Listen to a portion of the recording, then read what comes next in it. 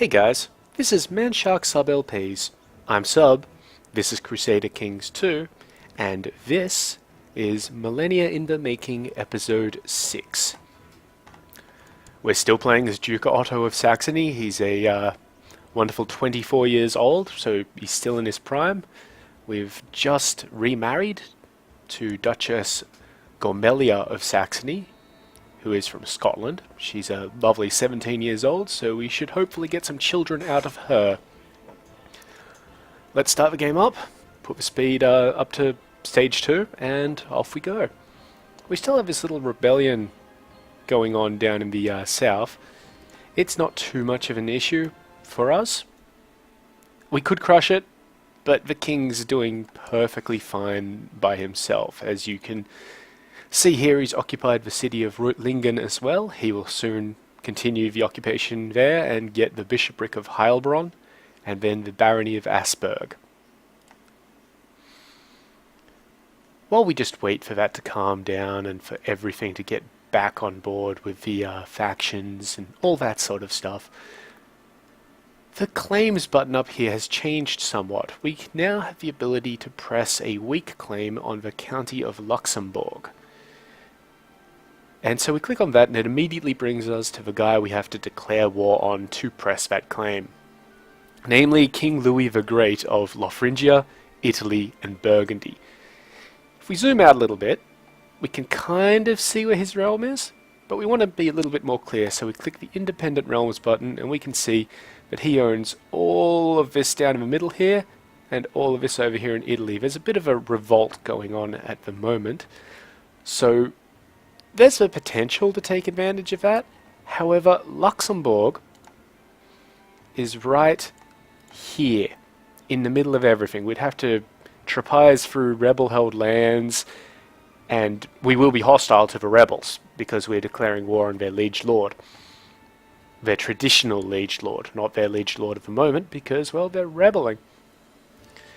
Now this says we can only press the county claim for Loidolf Lodolfinger, who I believe is our son and heir to the Duchy of Saxony. We also have the option to press it for Berta Lodolfinger, who is our second daughter. So what's happened here is this particular claim must have come from Reschild. That's important, a little thing that just popped up at the top, so we'll get to that in a moment. But yes, Ludolf and Berta are both children of myself, Duke Otto, and Reschild Bosonid. That's kind of important, because you can see here, Agnes Lodolfinger is the child of myself and Hildegard Carling. She doesn't have any claims, but the other guys do. Well, the other guy and the other girl. That's because they've inherited the claim of the county of Luxembourg, and the county of Metz, and the county of Cleve, from their mother. See, here's Metz down here, and it's currently held by an actual adult, so we can't press a weak claim on it, whereas we can on Luxembourg because it's held by a child. You won't be a child for much longer. When you hit 16, you stop being a child. And where is Cleve? Ah, right up here. So that's more of an option, and it's actually part of the Lothringian revolt, so we might have had a better chance of getting it. Unfortunately, Count Migenhard here is an adult. We can't even opt to assassinate him. We don't have much of a chance there, even though his intrigue is terrible. Anyway, this alert tells us that Luitpold Lodolfinger, who is not our child, he is our nephew, the son of the late Bruno Lodolfinger and Trude, he has reached the age of 6, where we need to educate him. So to do that, we click Conduct Diplomacy and Educate Child. This gives us a general idea of who it kind of recommends we should educate him with. Let's just go back to his bio and see what we might want to do with him.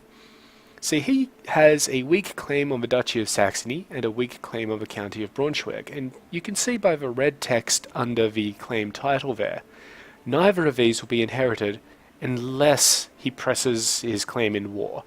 It doesn't matter if he wins that war, if he presses it, as long as he attempts to, then the claims may be inherited. I don't care about these. These are trash at the moment. I mean, yes, the Duchy of Saxony is our duchy, but I'm not particularly concerned about him. So, what we're going to do, we're not going to try and improve his intrigue stat, that would be quite bad, but we're going to try and either make him a good diplomat, a good warrior, or a good steward. So we go back here to educate child, and we click on the image of Constance here, because it currently says that we are proposing that she should become the guardian of Luitpold. So we click on that, and it'll give us a nice range of options.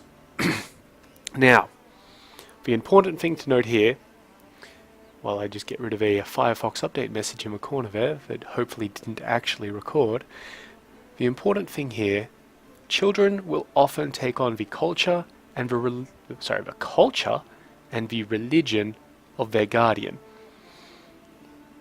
So, because he isn't our heir, we don't particularly care too much. He is in the running, I believe.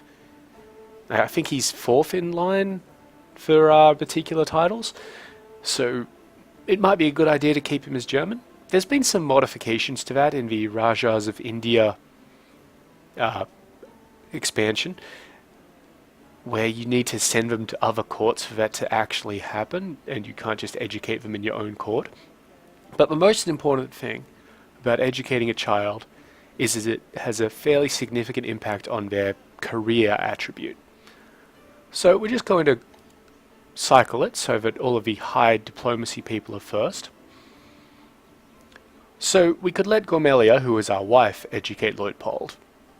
That might be a mistake because she's also cruel, so she may just, pick some bad options for him. She does have a very good diplomacy stat though. Let's just check how stewardship is going. There's really nobody with a very good stewardship.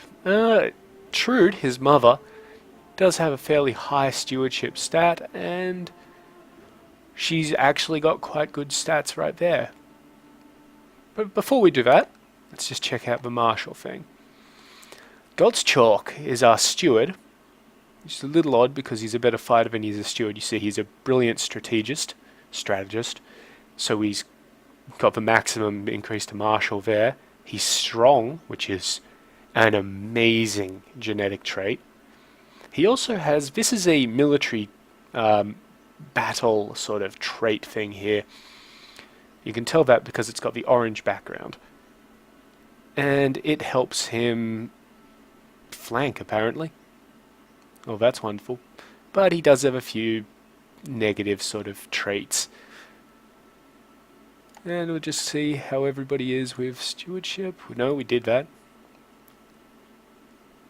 Yes, so I think what we will do is we will give Luitpold to his mother, Trude, to manage.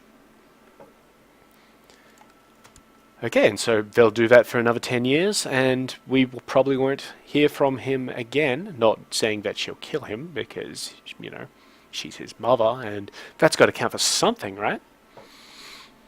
But, we won't get any events related to him for 10 years until he actually comes of age and all that sort of stuff. Okay, this is our daughter here. Our daughter has hit 6. That's our first daughter, Agnes, who was by us and Hildegard. So, there's really not too much to care about in this particular circumstance. Excuse me.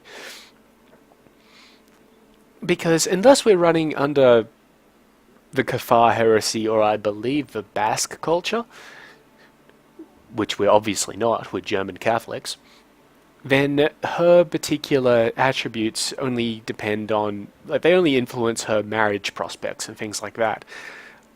Even so, I would like for her to be good at what she does, so we're not going to intentionally ruin her education.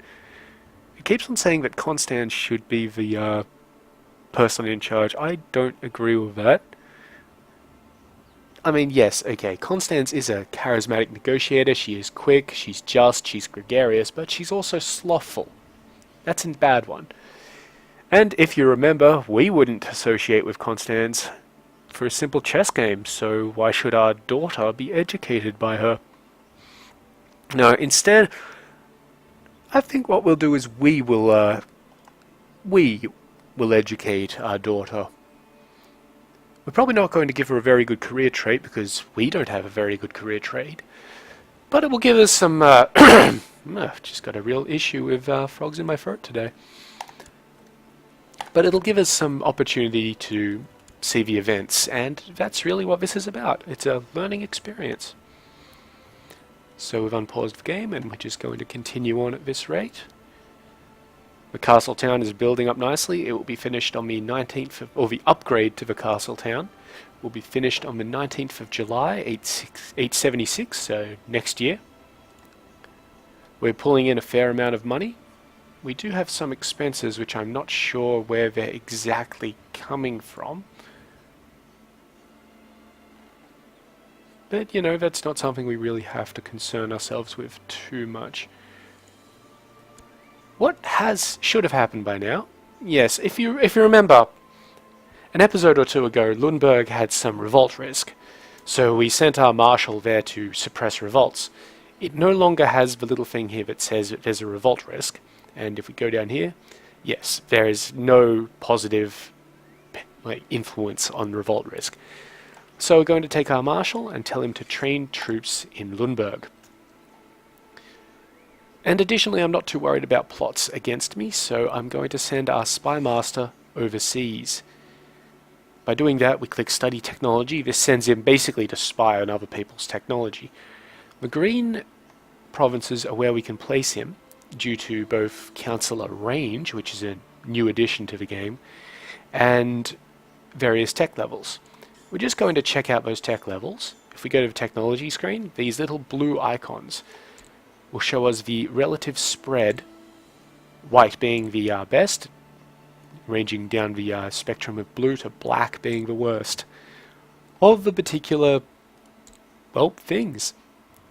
So we can see around the Byzantine Empire in Turkey and Constantinople is most of the good stuff. The Arab world is very good at culture, the Byzantines are good at military, and the Byzantines are good at economics. Again, I have a degree in that, I should pronounce it correctly, but so is the Arab world. Unfortunately, I don't believe we can send him... Yes, we can't exactly send him into the Emirates and Sultanates, so we're just going to send him down to one of these places, one of these provinces in the Byzantine Empire. Let's just have a quick check. It doesn't matter too much as long as they're higher than us. That one there looks nice, Prusa. And they are higher than us. If you look up here, we actually have fairly terrible technology. It's the Dark Ages. What can you do? So we'll send him over to Prusa. Now there is a chance that he'll get caught and, well, the Byzantines won't execute him. They'll just, well, they'll either put his eyes out or cut his balls off. It's a shame because he really does like us. And if we just click this, we're not replacing him, but we can see we do have a couple of options in the wings. But we really want our spy master to like us, because that helps, you know, prevent him joining plots against us and that sort of thing. So in the meantime, we're just about to have our vassal levies raised to long opinion penalty timeout, fully. And when it does that, good old Chief Bretislav of Dolomici over here is going to feel some pain. There we go, that's just phased out. So, we can go tab through our de jure ducal claims that we could press. We could press one for Plauen. We don't want to do that because it's part of Great Moravia. So, we wouldn't be declaring war on Count Gindric here. See, we can't actually declare war. The button is completely grayed out because, if we go down the list of requirements, we can see, third from the bottom, Count Gindric of Plauen is independent is a requirement. He is not. He is the lead, or he's got a liege of the High Chief Radamal of Glomach, and we can't even declare war on him, because he has the liege, King Harold of Great Moravia.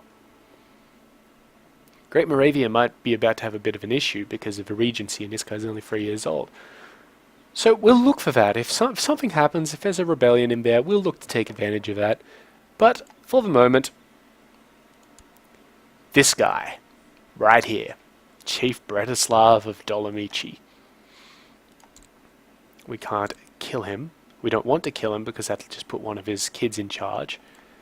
Which admittedly would be a benefit for us because the amount of levies that vassals provide to you is dependent on your, or well, of their opinion of you.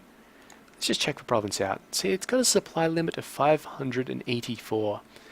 That's against us. He has a much higher supply limit in that province, but I don't believe he has the men to raise it. Yeah, see, he's got 400 there, 150, 100, and 100. So he's got 750 men. We can raise more than that. We can put more than the 584 in the province, but they will start dying from the issues of supply. Fortunately, I have somewhat of a plan. So, let's open up the diplomacy screen. Just quickly check. You want to always make sure when you're declaring war. He has no allies, so he can't call anybody in except for his vassals. And his vassals, well, the mayor that he's got here does like him a little bit, but not too much. So that's alright. He will probably provide maybe 3 men. Mayors are notoriously stingy with their troop allocations. The priest likes him, but he's a priest. You know, he doesn't have all that much in the way of men either. And his other baron, because there are 2 castles in Dolomici, does like him. But, I mean, he's a pretty good ruler, I've got to be honest. Apart from his diplomacy score, he's brave, he's diligent, he's chaste, which is kind of bad. And he's also arbitrary, which is bad. But he's got a good stat. And, yeah, brave is such a good trait to have. It's wonderful. I wonder if we should get an event eventually when raising a child, which it's really a no-brainer on which one you should pick. Okay, so let's declare war on this sucker. Now, as before, we've still got 2 options. We could take a holy war for Saxony, but other Slavic rulers might join in on his side. We could get other Catholics joining in on our side, but we want to keep this small. The problem with taking the de jure claim on Dolomici, Casus Belli, is Chief Bratislav will then become a vassal under us. He already has a negative opinion of us. He's going to have even more of a negative opinion of us because, well, we're about to declare war on him. And in fact, we just did because, fuck his shit. So we're going to gather all of our armies together. So he's managed to raise 502 guys, and we've immediately gotten the vassal levies raised too long thing appearing. But we're not too concerned about this 502 guys, because we've just raised about, well, slightly over 1,000. All we have to do is wait for them all to just slowly tick into Weimar, and then we'll head on over and basically beat up some pagans. As the armies gather, we just slowly sort of bring them together. We're going to replace Sigmund here with... We're going to replace him with the Bishop of Munster. Now, placing people in charge of armies isn't always dependent. Like, you don't always want to just take the highest guys and put them in. For example, I'm the highest guy. I am really skeptical about being in charge of the central column. Really skeptical about it. I don't like being there. It could kill me. So, you know, not happy about it. But it's really something that we kind of got to do. I feel. And hey, we're young. We've got a little bit of health. Hopefully we just don't get killed outright and we get, you know, if something bad does happen, you know, not that we want it to, so we've just ordered our guys to go over. However, he will move his army out of the region before then. We do not want to sit in Dolomici and besiege it with an army this big. So we're going to stop the move and see what he does. He will still make his move, so we'll see. after he moves up to Laxine, we will see what he does. He's just about to move. There he goes. So he's going to sit there. We can just march through that place, and that's what we're going to try and do. We're going to head on up to Lundberg and see if we can catch him. So we'll get there on the 7th, so after the autosave, which is coming up now. You can turn the autosave off, but I wouldn't recommend it just because, well, you don't want to have to play much more than a year if your game crashes or your computer shuts down or, you know, whatever. So we're going to catch his army here. That's going to be great. We just got a message saying that King Karlman has imprisoned Agaf von Asperg, as well as the Baroness Hildegard of Asperg. So he must have won a siege down there. Okay, fight's begun. And yeah, just on the face of the numbers, I would say that we're going to be victorious. Yep, we've already got 2 of his flanks in disarray. And in we go for the main battle. Oh, well this is very interesting. I haven't actually seen this event turn up before. Combat is the best teacher. Duke Otto of Saxony has become a more proficient commander.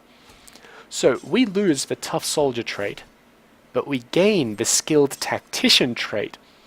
This is exceptional. So we've gone from getting +3 martial, -1 learning, and +0.5 health, to getting +6 martial, +1 intrigue, +1 stewardship, -1 learning, and +0.5 health. So all up, we've gained 3 points in martial, 1 point of intrigue, and 1 point of stewardship. That's exceptional. That's the benefit to putting your man in control of a... Okay, you know how I was talking about that event when raising a child earlier? That's what this is, so we'll deal with that in a moment. But that's the benefit of putting your guy in control of an army. He can just get epic stuff. Now, see here, we've got 16 as our martial score. 16! That's incredible. Anyway, let's move on to this event.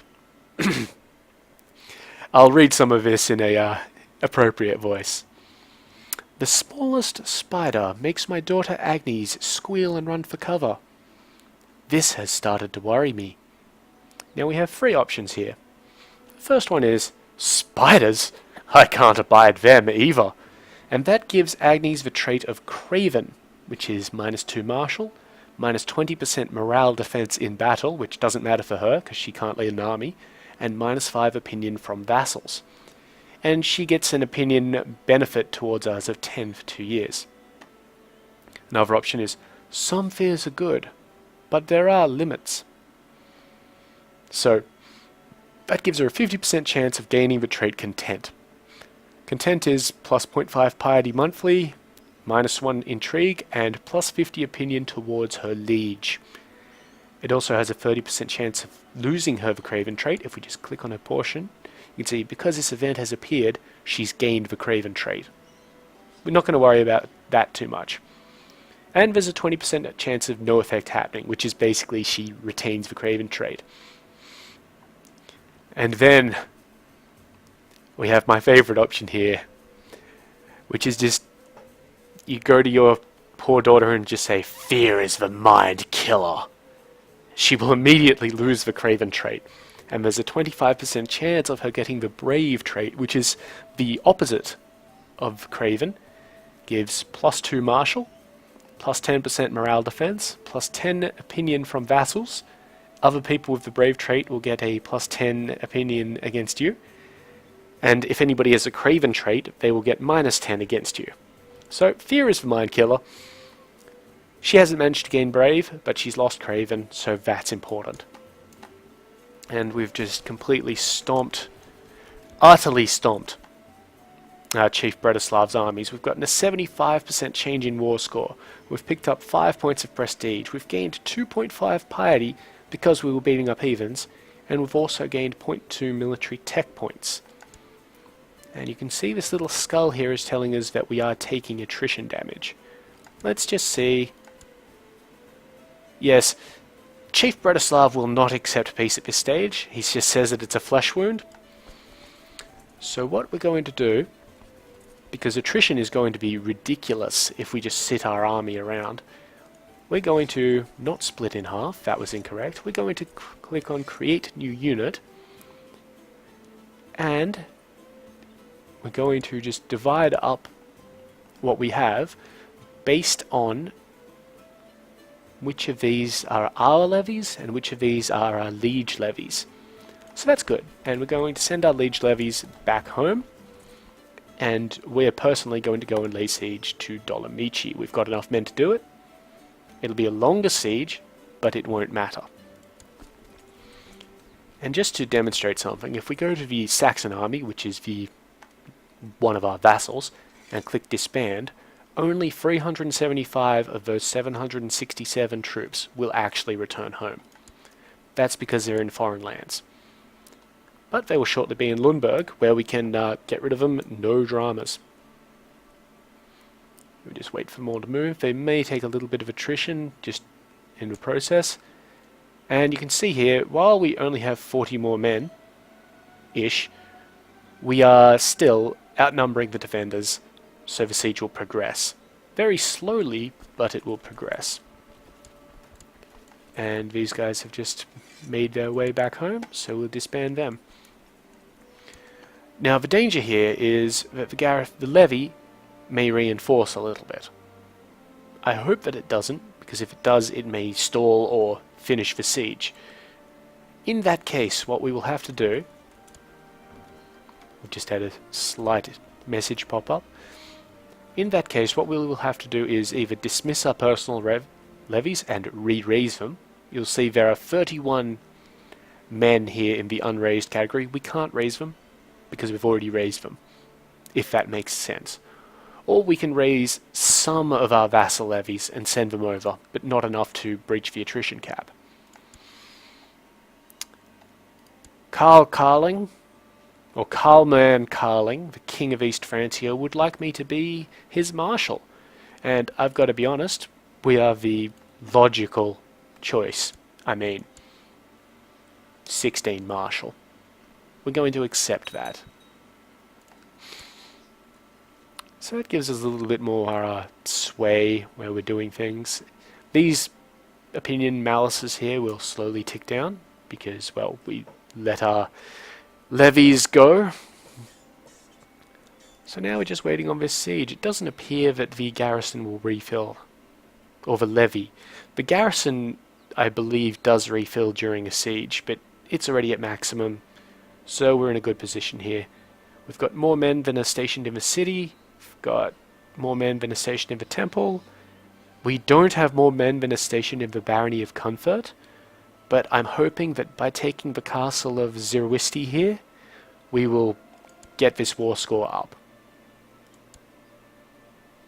He would accept the white peace, but we are not offering him...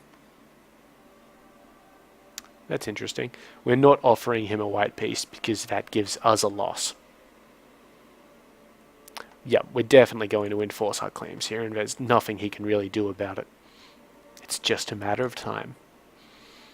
So, Cardinal Oswulf of Croyland has been given a seat in the College of Cardinals.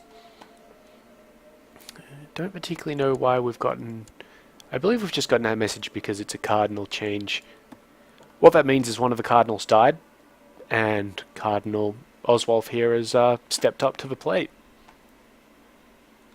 Good on him, I guess. We're really not in a position to play the Cardinal game, or the Pope game at this point. If it works anything like it does in our Europa Universalis, then we may never be in a position to play the Pope game. And ultimately, our version of the Pope game might involve just coming down to Rome and kicking the Pope out. I mean, it wouldn't be the good Catholic thing to do, but it's kind of what I've done previously when I haven't been playing as Catholic, so I don't see what the issue is. Castletown's almost done. It should be done next month, actually. Yes. So we expect to see a little bit of a kick-up. We're currently getting a little bit more expenses. Yeah, that's a very good event. This is another siege event that just comes up. They used to come up as pop-ups. I tried to make them come up as pop-ups again, but I'm not particularly sure what the trigger is, but They used to have 402 men, they now only have 364, and that's because some of them have starved to death. So we can actually test to see here if the garrison does refill, because some of those casualties came from the garrison. So we'll just keep an eye on that as the month changes over, or as time progresses. It doesn't appear to be ticking up. We'll just refresh it a little bit to see if that's... Yeah, so that's actually quite good for us, because now, well, it wasn't too big of a thing, but sometimes if enough guys starve, that's not even a word. But if enough guys starve, it can increase the amount of moral damage we do per tick and all that sort of stuff. So the castle town has been built. We're probably not going to... Oh, there we go. We've just seen our monthly income jump up a little bit. And we currently have 100 gold, so there's not really much that we could do with that. We could improve one of our immediate vassal holdings, but they will eventually do that themselves. We just had a negative siege event happen where we've lost some troops out here, but we're still in control of the siege, so I'm not too worried. And if we needed to, we could just raise up a couple more troops from places. Like, we don't have to raise everybody up and send them over again.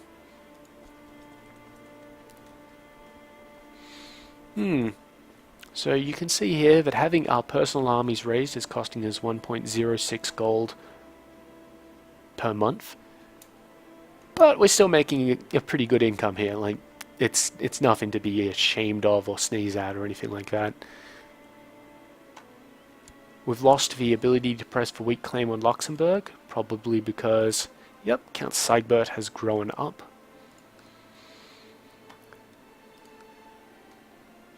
But, well, we weren't going to press it anyway, so we're not terribly concerned about that. I'm really hoping that this castle is all we need to press the war score. Okay, yeah, so what's happened down here with the revolt is Württemberg has completely been occupied by our man's armies. And he's just popped up here to get rid of the occupation of Schweinfurt and Würzburg here. They'll manage to do that fairly quickly, because when you occupy a holding, only the garrison refills, the levy does not. So it's a lot easier to besiege them. And we've just won the siege of Zuisti, and that has pumped the war score up to 100%. So we're going to offer him peace. He is totally beaten. He will take it. Wonderful. And we'll just put our armies back down. So you can see he's still here. Chief Bretislav. He's still a chief, but he is my vassal. And, well, he doesn't like us at all. We've got a few things here which have increased his malice against us. We used to just have a bonus from having state diplomacy and prestige, and the malice from being an infidel towards him. Now we've got that because we're kind, because we're just, and because we're under Gavelkind succession with the particular level of technology that we have, we get a bit of a bonus. However, we also get a penalty. 1, because we declared war on him, so minus 25 points. 2, we've only ruled over him for, well, a day now, so minus 36 from that. 20, because we're a foreigner. You see, he has a culture group of Pomeranian. That won't change. He's also Slavic. We're going to see if we can do something about him being Slavic, but more importantly, if we click on the province religions, we can see that his province is Slavic. We don't want it to be Slavic. So, we're going to take our court chaplain away from, being nice to everybody, and we're going to tell him to proselytize in Anhalt. Now that will give him a 12.66% chance yearly of converting the entire county to Catholicism, and a 57.03% chance of converting any of our subjects, or subjects of our subjects, in Anhalt. So, the chief, or this hetman, Retislaw, or the mayor, Krizlaw, or the priest, Kajatan. I'm not too sure whether we'll actually manage to convert the priest, considering he's a priest and all. Another thing that we could do, we could revoke his county, just flat out. That will cost us prestige, it will lower his opinion of us, and it will lower our other vassals' opinion of us. If the crown authority was higher, we could revoke it for free. Another thing we can do is attempt to demand a religious conversion. However, he doesn't want to convert. So we're just going to kind of click through his people and see if we can convert any of those. It doesn't look like we can demand their conversions. So we're going to have to rely on chance and our bishop to do his job. That's alright. I mean, it's not a guaranteed thing that will happen, but it'd be nice. And again, something else has changed. The supply limit has increased to 25k. That's because we own the province now. So that's good. That's a little step further onwards. Now the other issue is that Saxony is not part of East Francia. It's actually part of the Kingdom of Pomerania here. So that's probably a good way of looking to expand. If I remember right, the Prussian region is up here at the Gulf of Danzig. So that would be a good start for our Roman Emperor, our Holy Roman Empire, to progress from. And we can't actually build anything in Zerbst because it's all this guy's stuff. We don't actually have nominal control over the place. However, we have just had a siege occur. Right. This is the problem with living next door to the Norse.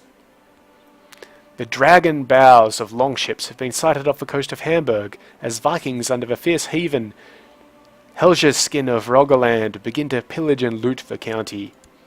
Yep, so the holding of Hamburg is under siege. You can see this little, if you zoom right in, you might be able to see it better, this little axe and torch indicates that, well, that's a looting party. So we're not at war with this guy. Right, we're definitely not at war with him. But he's hostile to us. So, what we're going to do... Now this is going to be a little bit tricky because if we raise our vassal levies in Hamburg, they will immediately get wiped out. So we're going to raise our personal levies. Now we hold down Control to raise all the levies in places that we don't have guys sitting and occupying it. Gather up the troops. I don't believe that I will be leading this army because I'm currently working for my liege lord. Okay, so we just had a little event pop up. A book without a title was pushed into my hands by a hooded man clad in midnight blue. Something was said but was lost in the confusion. The book was still there. Two options. Hey, wait! We immediately gain 20 piety and it unlocks a further event tree. Or we get Illumination, which unlocks a monthly 0.05 prestige and piety increase until we die. We've got a lot of time left. Let me just open up a calculator and do a little quick comparison here. Just see how long it would take. It would take us 400 months, or 33 and a bit years, to get 20 piety out of this. But we'll also get some prestige, so we're going to pick Illumination. And if we just click there, now it shows us that we've got that particular thing happening. We want a fair amount of troops before we attempt to attack these raiders, just because we're going to be crossing a river. I'm hoping that maybe I can get around that, but we're going to have to really try. Let me see. Yes, we should actually be able to do that. So, I'm going to send our troops to Chell here. Chell? Whatever. We're going to get rid of these two because, well, there's hardly anybody there. and we're going to bring this guy along for the ride. So hopefully they'll gather up soon. The siege is 31% completed. You can see here we're losing a fair amount of men a fair amount of morale every 12 days. If they win this siege, they don't take possession of it, they just loot it. And the reason why it's getting looted, it's getting besieged quite quickly, is because it's a bishopric and not a barony or not a castle holding. Almost gathered. Just a few more days. There we go. See who's in charge of it. Yeah, it's not great. We're going to actually put Bretislav in control of the central column.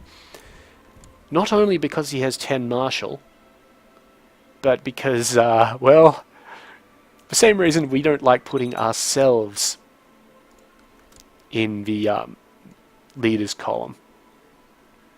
There we go. We've just made it up to here. We're taking a bit of attrition, but not as much.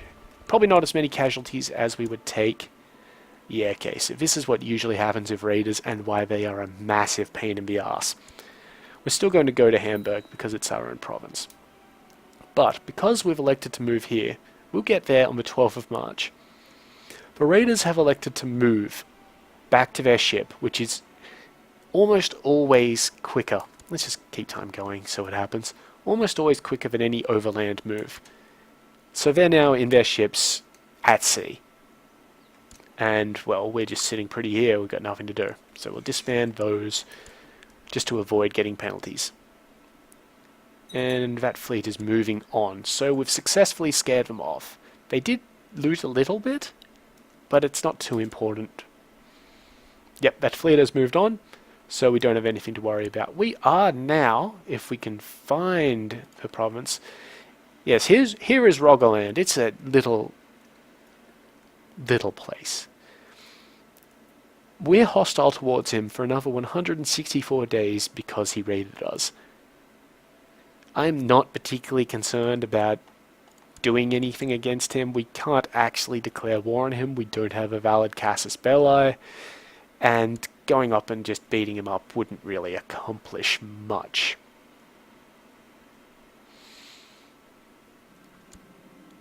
Okay, this is that message that we get for being our liege's marshal. We've basically had the positive marshal effect, and that's great. And our income should really be rocketing up a little bit. Let's just click around. Okay, we can buy something.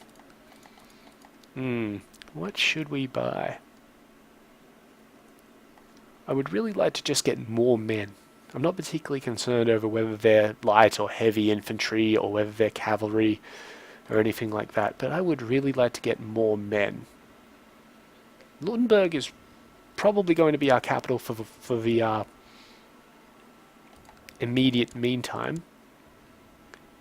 Oh, excellent. The Duke of Thuringia has stopped his plot to attempt to take our lands from us. So,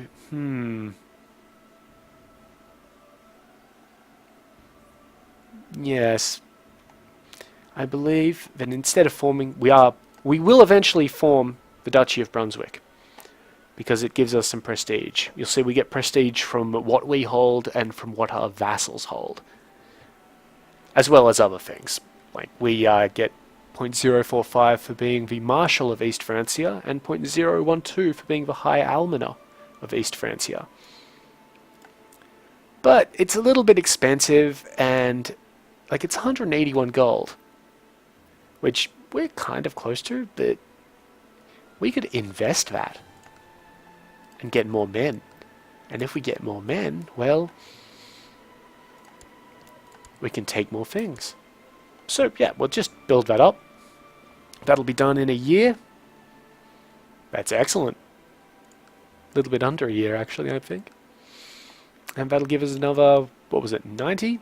Yes, another 90 guys. So we'll raise our vassal, our levy here, not our vassal levy, it's our personal levy, from 506 to about 600. So that's quite good. There's something going on down here in Moravia. Let's just check through what wars they're experiencing. Let's go to their king first, find out which... Okay, so we're going to the king. We're finding out which counties he owns. He owns Boleslav and that place. So we'll click on that place, open it up here, and we can see which wars are actually against him. This cancels out looking at any internal warfare or something like that. So he's currently defending against High Chief Lecheslau of Valendians in the Lendian conquest of Krakow. The Lendians are currently winning that. He's defending against High Chief Zistibor the Just in the Sorbian conquest of Messian. The High Chief is winning that. He's defending against High Chief Dest Zwinislawa of Coavia in the Coavian contest of Krakow. And he's defending against High Chief Drogowit of Mazovia in the Mazovian conquest of Krakow. So there's a lot going on in Krakow, which is over here. We're going to do a little bit of an advanced thing here. Go to the ledger and see if we can just click through the particular pages here. So to start with, we've got our Dements info screen, where we can see the tax we get from each one, the fort level of each one, the levy of each one, really what's in the tracker over here, and what it's building. Then we get our realm. We don't have much of a realm. Realm levies. Different stats of a religion. You can see Catholicism has the highest authority, and I believe the highest size as well. So that's great. These are just characters in general. Our dynasty, so we've got a few guys hanging around. It's kind of nice. Everybody's Catholic, everybody's German. Nobody's really disrespecting us except for Countess Lutgard of Württemberg, who doesn't like us for some reason. Probably because she's ambitious. Direct vassals. So we can see here the only negative is Chief Bretislav, for a good reason. And here's something I didn't notice. The Prince Bishop of Bremen and Hamburg, I believe, is Dutch, not German. Vassals in our realm. Our court. Independent states is what we're looking for. We're trying to find Great Moravia, so we just order it alphabetically, and we'll just go down to G. See, I say alphabetically, and it doesn't do it alphabetically, but it doesn't matter, because here is Great Moravia. Great Moravia currently has 325 gold to spend, 136 prestige, 37 piety, minus 134 in score, a realm size of 48, and only 1,400 guys in their army. Okay, so what we're actually going to do here is just check out the Sorbian War. That's going alright.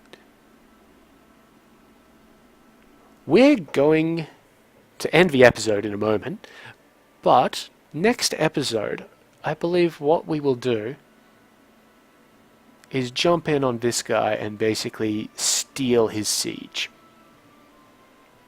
Yeah.